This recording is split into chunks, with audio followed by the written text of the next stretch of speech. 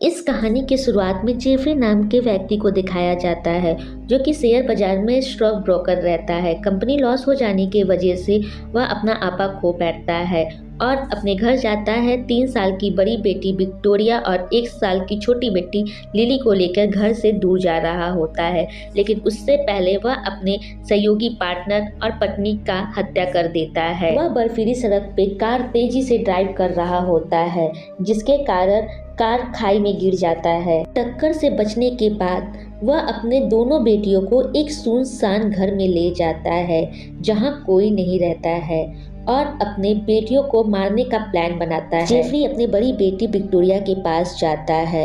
Victoria को बिना चश्मा का कुछ नहीं दिखाई देता है। वह उसका चश्मा निकालता है और कहता है, बेटी तुम्हें कुछ दिखाई दे रहा है? विक्टोरिया कहती है, नहीं डैडी, मुझे कुछ नहीं दिखाई दे रहा है। और जेफरी अपने बेटी को कहता है, पीछे मुड़ो। और जैसे ही बंदूक निकालता है कि तभी एक छाया उस पर हमला कर देता है, जिसके वजह से जेफरी वहां पर मारा जाता है और वहीं उसकी मौत हो जाती है और दोनों लड़कियां एक घर में सुनसान में अकेली रह जाती हैं। फिर कहानी 5 साल बाद दिखाया जाता है। 5 साल बाद जेफरी का जुड़वा भाई लुकास को दिखाया जाता है, जो कि अपने भाई और अपने भतीजों को ढूंढने का काफ़ी कोशिश करता है।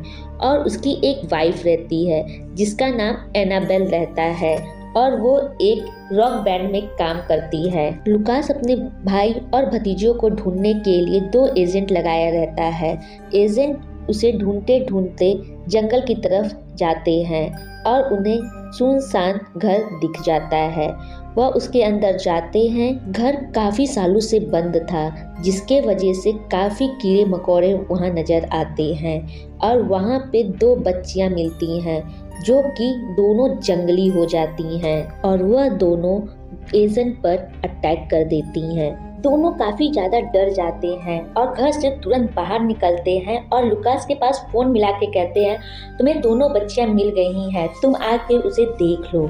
वो दोनों काफ़ी डेंजरस हो गई हैं, लोगों पे अटैक कर रही हैं। दोनों का मानसिक हालात ठीक नहीं है। फिर डॉक्टर गिलान डिफेंस के क्लिनिक पर उसे दिखाया जाता है और वहाँ उसका निरीक्षण डॉक्टर करते हैं। डॉक्टर कहते हैं कि बड़ी वाली थोड़ी बहुत तो ठीक है, लेकिन जो छोटी वाली है उसका कुछ नहीं कहा जा सकता। उसका विकास मानसिक रूप से पूरा तबाह हो चुका है। अगर दोनों बच्चियों को सही से परवरिश और प्यार दिया जाए तो ये सामान्य रूप से जीवन जी सकती हैं। इनमें पहले जैसे जैसे आम बच्चे रहते हैं वैसे इनमें सुधार आ सकता है। लुकास कहता है कि मैं अपने बेटियों को अच्छे से परवरिश दूंगा, लेकिन मैं जा रहा हूँ अपने बेटी विक्टोरिया से मिलने। लुकास जैसे ही विक्टोरिया से मिलता है, विक्टोरिया उस पर अटैक कर देती है और बेड के नीचे छिप जाती है। लुकास कहता है, तुम्हें याद है मैं तुम्हारा चाचा हूँ, बचपन में ये देखो ये तुम्हारा चश्मा है ना, तुम बचपन में यही चश्मा पहनती थी ना। विक्टोरिया उस चश्मे को पहन लेती है और लुकास के पास जाती है और डैडी डैडी कहती है। लुकास विक्टोरिया को गले लगा लेता है। लुकास दोनों बच्चियों को अपने पास रखना चाहता है, लेकिन एक लेडी जिसका नाम पोर्स्की रहता है वह दोनों बेटियों को लेना चाहती थी, उसे खरीदना चाहती थी। लेकिन लुकास ये बात पे राजी नहीं था कि मैं अपनी दोनों बेटियों को बेचूं और वो केस फैमिली कोर्ट में चला जाता है। लुकास अपने दोनों बेटियों को बेचना नहीं चाहता था। पोर्स्की कहती है, तुम्हारा भाई मेरे पति को मारा है और मैं पूरे दिन रात अकेले रहती हूँ। मुझे तुम्हारे भाई की दोनों बेटियां चाहिए, मुझे किसी भी कीमत पे मुझे ये दोनों बेटियां चाहिए। तुम एक मामूली से पेंटर हो और मैं एक बैंक में काम करती हूँ। मैं इन दोनों बच्चियों को अच्छी तरीके से देखभाल कर सकती हूँ। लुकास फैमिली कोर्ट से कुछ दिन के लिए मोहलत मांगता है और कहता है, मैं अच्छा प्रूव करके दिखाऊंगा कि ये दोनों बेटियां मेरे से खुश हैं। कृपया कुछ दिन तक ये केस मेरे को ही हैंडल करने दीजिए। लुकास जब अपने दोनों बेटियों से मिलता है, लुकास काफ़ी ज़्यादा खुश हो जाता है। वह एनाबेल को देखते ही छोटी बेटी माँ माँ माँ माँ ममा ममा कहती रहती है। वह कहती, मैं तुम्हारी ममा नहीं है, मेरा नाम एनाबेल है, तुम मुझे एनाबेल कह सकती हो। लिली के हालात ठीक नहीं रहते हैं, वो अजीब अजीब हरकत करती है। विक्टोरिया में थोड़ा बहुत सुधार आता है, लेकिन लिली में कोई सुधार नहीं आता है।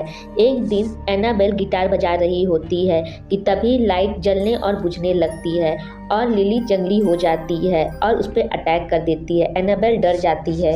एनाबेल लुकास से कहती है तुम्हारी दोनों बेटियां क्या है, पूरी तरह से जंगली है, एकदम मुझे परेशान करके रख दिया है। तभी अजीब सी आवाज आती है। लुकास दौड़ते दौड़ते जाता है, अपने दोनों बेटियों को ढूंढने लगता है।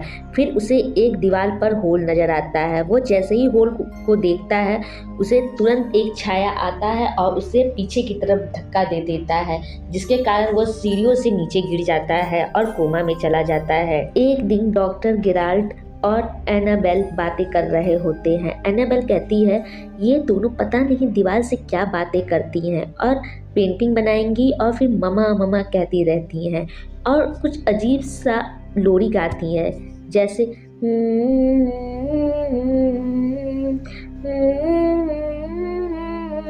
तभी डॉक्टर गिराल्ट को एक गुड़िया नजर आती है और उस गुड़िया का फोटो क्लिक कर लेते हैं और विक्टोरिया से डॉक्टर पूछते हैं ये गुड़िया किसने बनाई है।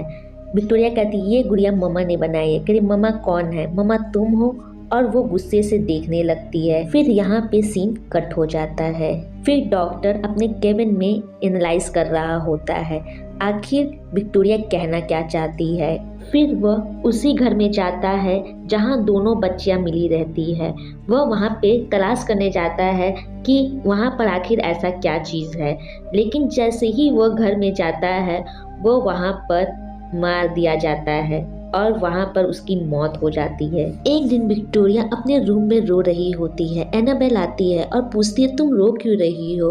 वो कहती है कि तुम मेरे से इतना क्लोज मत हो वरना तुम मारी जाओगी, मैं तुमसे ज़्यादा क्लोज नहीं रह पाऊंगी, तुम बहुत अच्छी हो, वो तुम्हें मार देगी, तुम मुझसे दूर रहो। एनाबेल कहती कौन मुझे मार देगा, ममा कौन है बताओ विक्टोरिया, ममा कौन है। विक्टोरिया की आंखों में आंसू रहते हैं, वो वहाँ पे कुछ नहीं बोलती है। एनाबेल एक दिन बातें कर रही होती है फोन पर। वहाँ टेबल पर एक रिपोर्ट रखा होता है। वह उस रिपोर्ट को देखती है। उस रिपोर्ट में एक फोटो रहता है और उस फोटो को देखती है और फिर डॉक्टर गिलाल्ट के क्लिनिक पर जाती है। वहाँ पे एक औरत बात कर रही होती है कि डॉक्टर गिलाल्ट इस दुनिया में नहीं रहे। एनाबेल सबूतों को इकट्ठा करने में जुट जाती है। वहाँ उसे एक बच्चे का कंकाल मिलता है और उस कंकाल के बारे में जानने की कोशिश करती है। जब वो जान जाती है तो उस कंकाल की पीछे की कहानी जानती है। उसे ये सपना एक साया दिखाई रहती है कि एक औरत रहती है, उसका मर्डर हो जाता है और वो पानी में गिर जाती है और जो उसका बच्चा होता है वो किसी लकड़ी के सहारे उसी में फंसा रहता है, लेकिन उसका लाश नहीं जल पाता और उस कंकाल को वो रख लेती है। और फिर दिखाया जाता है लुकास कोमा से बाहर आ जाता है। वह कोमे से जब बाहर आता है तो उसे एक साया नजर आता है। साया उसके बड़े भाई जेफरी का रहता है और साया में चिल्लाता है मेरे बेटियों को बचाओ, मेरे बेटियों को बचाओ। और ये साया देखकर वो कोमा से बाहर आ जाता है। वह उस साया को एनालाइज करता है और उसका एक पिक्चर बना लेता है और एनालाइज करके वो वहाँ पर चला जाता है जहाँ पेंटिंग में फिगर बनाया रहता है और उस जगह पे वो पहुँच जाता है। एनाबेल को सारी सच्चाई पता चल जाती है। वो विक्टोरिया के पास जाती है और पूछने लगती है। तभी लिली आ जाती है और लिली के पीछे एक साया नजर आता है। विक्टोरिया मना करती है, कहती है लिली इस साये को तुम मत देखो, और लिली उस साये को देख लेती है कि तभी साया लिली पे अटैक कर देती है और उसे बंद कमरे में बंद कर देती है। एनाबेल और विक्टोरिया दोनों उसके पीछे पीछे जाती है, लेकिन जो साया होती है वो एनाबेल को मार देती है, जिसके कारण वो बेहोश हो जाती है। जब एनाबेल को होश आ जाता है तो अपने दोनों बच्चियों को ढूंढने लगती है और ढूंढते ढूंढते वो एक पहाड़ी इलाके पे पहुंच जाती है और उसका हस्बैंड दोनों मिलके अपने बच्चियों को ढूंढने लगते हैं।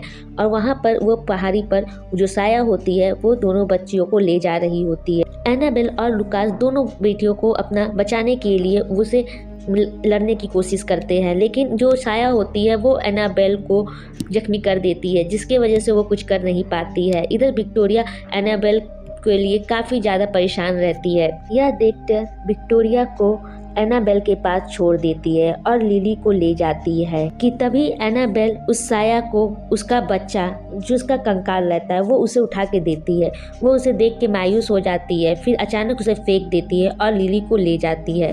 तीनों काफी ज्यादा रो रहे होते हैं। साया होती है वो लिली को लेकर पानी में गिर जाती है और यहीं पे कहानी का अंत हो जाता है। तो कहानी सुनकर आपको कैसा लगा? अच्छा लगा हो तो एक लाइक दीजिए। चैनल पहली बार तो सब्सक्राइब करना ना भूले। Thanks for watching.